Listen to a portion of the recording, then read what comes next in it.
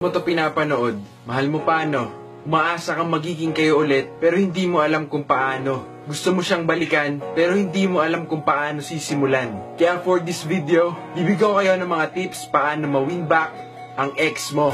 Number 1, lumayo ka muna. Bigyan mo siya ng space at huwag ka munang magparamdam. Huwag mo siyang i-text at tawag-tawagan ng halos 100 beses para lang sagutin ka niya. Madalas kasi iniisip natin na kapag hindi tayo nagparamdam, makakalimutan tayo. Pero ang totoo, kapag sinubukan mo na hindi siya kontakin ng matagal, binibigyan mo siya ng time para maisip at ma-miss ka niya. Number 2, huwag kang magmakaawa at magpaawa. Kahit na anuman ang naging reason ng breakup nyo, hindi mo yung madadaan sa pagmamakaawa at pagsusori lang. Kung nakagawa ka ng kasalanan, gumawa ka na lang ng paraan para makabawi ka. Hindi niya kailangang malaman na kailangan mo siya.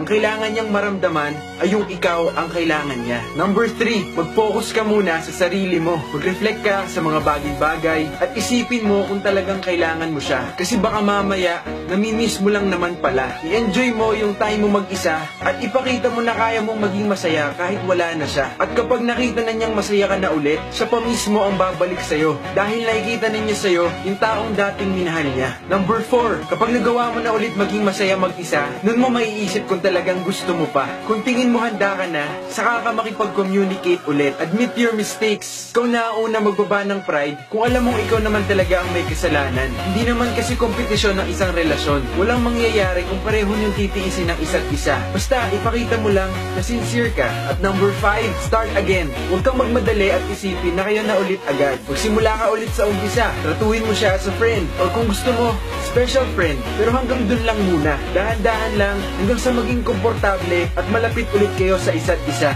I-try mo ulit i-build yung trust at yung chemistry. Pagkwentuhan ka sa mga bagay na ginagawa niyo dati at sa mga bagay na ginagawa niyo ngayon. At kapag naramdaman mo na pareho na kayong masaya, saka ka duma-moves.